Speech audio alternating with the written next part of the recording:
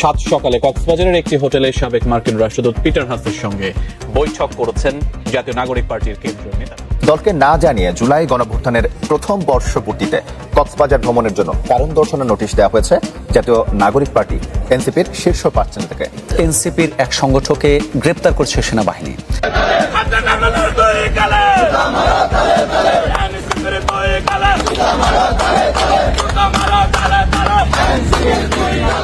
জাতীয় নাগরিক পার্টি এনসিপির আছেন, তারা কি কারণে গেছেন, কি উদ্দেশ্যে গেছেন, তাদের সাথে আমার গতকাল থেকে আজকে পর্যন্ত এখন পর্যন্ত কোনো যোগাযোগ হয়নি। পিটার হাসের সাথে একটি বৈঠকের জন্য তারা কক্সবাজার গিয়েছিল। এনসিপির 5 জনকে অব্যাহতি দিয়েছে, শোকজ করেছে। তার কারণ নিশ্চয়ই সেটা সঠিক আছে, না হলে কেন শোকজ করলো? যাদের মূলত দাবি ছিল তারা আবার বেড়াতে গেছিল কক্সবাজারে, ওনারা টায়ার্ড হয়ে গেছেন যে ওখানে যাই একটু ঘুরে আসার জন্য ওই কক্সবাজার পর্যন্ত যাওয়া এটা একটু অশোভন লাগছে আমার কাছে। আর কি ঘোরাঘুরি 2 দিন আগে করতেন, আজকের দিনের মেইন 4 জন লোকই ওখানে চলে গেলেন ঘুরতে, এইটা আমাদের জন্য আমার কাছে অশোভন লাগছে। আর কি এনসিপির নেতারা তারা কক্সবাজার গিয়ে কি করলো, একটা গোপন মিটিং করলো, হোটেলের রুমে বসে তারা ষড়যন্ত্র করেছে। এই ষড়যন্ত্রের জবাব তাদেরকে দিতে হবে। আর বাংলাদেশের মানুষ এসব ষড়যন্ত্র পছন্দ করে না। সমালোচনার ঝড় যেন কিছুতেই থামছে না জাতীয় নাগরিক পার্টি এনসিপিকে ঘিরে। একের পর এক নেতিবাচক আলোচনায় উঠে আসছে দলের নেতাকর্মীদের নাম। এবারও এর ব্যতিক্রম হলো না। এর আগে দলটির বেশ কিছু নেতাকর্মীর বিরুদ্ধে চাঁদাবাজি, দখলদারিত্ব সহ একাধিক অভিযোগ উঠেছিল। এইসব ঘটনায় দলটির ভাবমূর্তি নিয়েই প্রশ্ন তুলেছিলেন রাজনৈতিক বিশ্লেষকরা। তবে এবার আলোচনার কেন্দ্রবিন্দুতে এসেছেন এনসিপির 5 শীর্ষ নেতা শারজিস আলম, নাসির উদ্দিন পাটোয়ারি, তাসনিম জারা, খালেদ সাইফুল্লাহ এবং হাসনাত আব্দুল্লাহ। গতকাল ছিল জুলাই ঘোষণাপত্র পাঠের দিন। রাজনৈতিক দিক থেকে একটি অত্যন্ত গুরুত্বপূর্ণ মুহূর্ত, কিন্তু এই 5 নেতা সেখানে উপস্থিত থাকার পরিবর্তে চলে যান কক্সবাজারে। ঘটনার এখানেই শেষ নয়। রাজনৈতিক অঙ্গনে গুঞ্জন উঠেছে কক্সবাজারে নাকি তারা সাবেক মার্কিন রাষ্ট্রদূত পিটার হাসের সাথে গোপন বৈঠক করেছেন। এই খবর ছড়িয়ে পড়তেই শুরু হয় নানা আলোচনা ও সমালোচনা। তবে সংশ্লিষ্ট নেতারা বিষয়টি সরাসরি অস্বীকার করেছেন। তাদের দাবি সফর ছিল সম্পূর্ণ ব্যক্তিগত এবং পিটার হাসের সাথে কোনো ধরনের বৈঠক হয়নি। কিন্তু জুলাই গণঅভ্যুত্থান দিবসে যখন ঢাকায় রাষ্ট্রীয় আয়োজন আর জুলাই ঘোষণাপত্র ঘোষণার মতো গুরুত্বপূর্ণ কর্মসূচি চলছিল, ঠিক সেই সময় দলের অনুমতি ছাড়া কক্সবাজার ভ্রমণ, বিষয়টি মেনে নিতে পারছেন না অনেক রাজনৈতিক বিশ্লেষক ও সাধারণ কর্মীরা। আপনি কি মনে করেন না গত বছর এই দিনে আপনি কি করেছিলেন? আমরা যারা মিছিলে গিয়েছিলাম বা হাঁটছিলাম, এই হাঁটাটা প্রত্যেকটা বাংলাদেশের মানুষ স্মরণ করেছে। তাদের কি স্মরণ করার জন্য সেই কক্সবাজারের 5 স্টার হোটেলে যেতে হলো? কিন্তু এখানে একটা রহস্য আছে, যে রহস্য কেন সুযোগ করে দিয়েছেন, অর্থাৎ তারা সেখানে কেন গেল, এটা তো আমাদের প্রশ্ন। ঘটনার পরপরই জাতীয় নাগরিক পার্টি এনসিপি এই 5 নেতার বিরুদ্ধে কারণ দর্শানোর নোটিশ দিয়েছে। নোটিশে বলা হয়েছে 24 ঘন্টার মধ্যে সফরের কারণ জানাতে হবে। উল্লেখ্য যে গণঅভ্যুত্থানের মধ্য থেকেই উঠে এসেছিল হাসনাত আব্দুল্লাহ, শারজিস আলম, তাসনিম জারা এবং এনসিপি।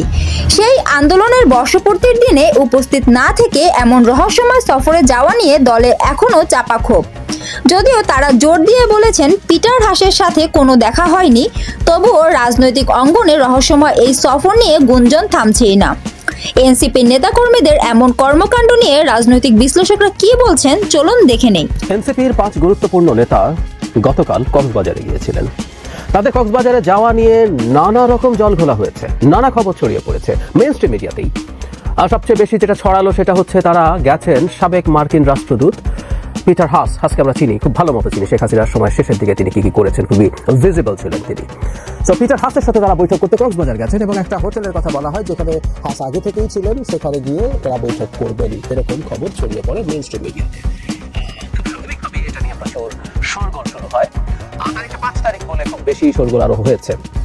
এই বাহানায় কয়েকটা কথা বলে রাখা দরকার, কারণ এই ঘটনাটাকে কেন্দ্র করে আমাদের মিডিয়া, আমাদের চিন্তার প্যাটার্ন, আমাদেরকে নিয়ে বিদেশিদের আগ্রহ, সব কিছু নিয়ে অনেক দিকে এটাকে আসলে অ্যানালাইজ করা যায়। এখন প্রশ্ন হচ্ছে উনি কি কক্সবাজারে থাকবেন? কক্সবাজারে থাকলে রীতিমতো কক্সবাজারে গিয়ে এভাবে তাদেরকে বৈঠক করতে হবে এনসিপির 5 জনকে, যারা খুবই পরিচিত মুখ, এখন খুবই পরিচিত মুখ, পোস্ট 5 আগস্ট প্রত্যেকে খুবই পরিচিত মুখ।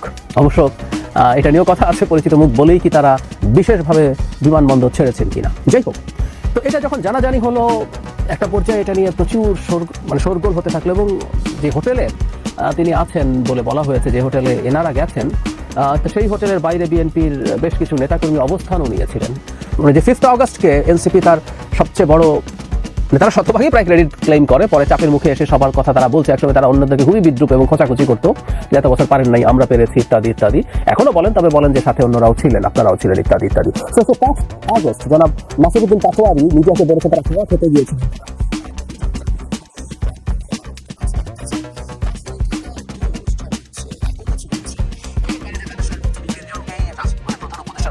দাওয়াত করেছে, কিন্তু এর বাইরে মানিক মিয়াতে প্রচন্ড বড় গ্যাদারিং ছিল, অনেক মানুষ সেখানে ছিলেন।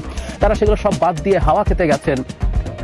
মানে এটা যদি সত্যি কথাও হয়ে থাকে, এটা অত্যন্ত পলিটিক্যালি ইনকারেক্ট সিদ্ধান্ত হয়েছে, তাদের এটা মনে রাখা দরকার। হাসের গুজব নাও যদি মানে রটে যেত, তাদের 5 জনকে দেখা গেছে বিচে, কক্সবাজারে, তারা পরিচিত মুখ, বারবারই বলছি, তাদেরকে দেখা যাওয়াটা ইটসেলফ ভালো বার্তা দিত না। কিন্তু এর মধ্যে খুবই বড় কিন্তু তৈরি করেছে, প্রশ্ন তৈরি করেছে একটা সিসিটিভি ফুটেজ, যেখানে দেখা যায়, এটা যদি সঠিক হয়ে থাকে, যেখানে দেখা যায় তারা বিমানবন্দরের পেছনে একটা নির্মাণাধীন গেট দিয়ে বেরোচ্ছেন। তার মানে তারা তাদের আশাটা লুকানোর চেষ্টা করছেন। তাহলে আমরা এই প্রশ্ন করতে পারি, তারা কেন আসলে লুকানোর চেষ্টা করছেন?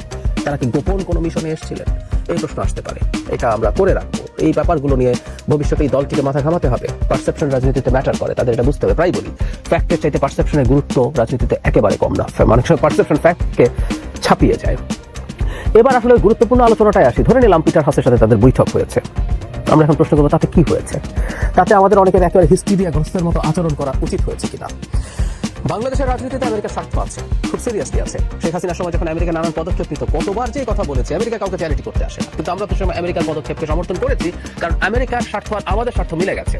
আমেরিকা বাংলাদেশ থেকে শেখ হাসিনার মতো একটা অথরিটারিয়ান সরকারকে সরাতে চেয়েছিল, কারণ এই অথরিটারিয়ান সরকার চীনের খপ্পরে অনেক বেশি চলে গেছে। সুতরাং একটা গণতান্ত্রিক সরকার আসলে তার সাথে আমেরিকা বেটার কাজ করতে পারবে বলে আমেরিকার মনে হয়েছে, তাই তারা সরাতে চেয়েছে। আমরাও গণতন্ত্র চেয়েছি, আমাদের অঙ্ক মিলে গেছে। মুক্তিযুদ্ধের সময় যেভাবে আমরা সোভিয়েত ইউনিয়নের সাহায্য নিয়েছিলাম, যেভাবে ভারতের সাহায্য নিয়েছিলাম, আমার স্বার্থের সাথে মিলে যাওয়ার কারণে ওরা কিন্তু কেউ চ্যারিটি করে না। ভারত পাকিস্তান ভেঙে দিতে চেয়েছে, এবং তার সোভিয়েত ইউনিয়ন তখনকার বাইপোলার যে ওয়ার্ল্ড ছিল, সেখানে সে ভারতের দিকে ছিল, কারণ পাকিস্তানের দিকে ছিল, তখনকার কাজ করতে চায় না এবং আমেরিকা। তো যাই হোক, এইরকম একটা হিসাবে আমরা এটা নিয়েছি। এখন আমেরিকার স্বার্থে শেষ হয়ে গেছে, যায়নি, এবং এখন আমেরিকার স্বার্থে এটা খুব জরুরি। আমি কিন্তু আলাদা কথা বলবো, আমাদের রাষ্ট্রের স্বার্থে নাও মিলতে পারে, আমাদের রাষ্ট্রের স্বার্থের সাথে নাও মিলতে পারে। সেটা যদি হয়, চোখ বন্ধ করে আমেরিকাকে সমর্থন করার কিছু থাকবে না। আমি ব্যক্তিগতভাবে মনে করি পিটার হাস আসলে এখানে কোনো অ্যাসাইনমেন্ট নিয়ে এসেছেন, তিনি একটা চাকরির ডিসগাইজে তিনি এখানে আছেন। তিনি দীর্ঘদিন বাংলাদেশকে চেনেন, বাংলাদেশের বিভিন্ন রাজনৈতিক দল, সিভিল সোসাইটির সাথে তার খুব গুরুত্বপূর্ণ যোগাযোগ আছে, ফলে তাকে এখানে আবার পাঠানো হয়েছে আমেরিকার দিক থেকে। আমরা এটা এভাবেও পড়তে পারি।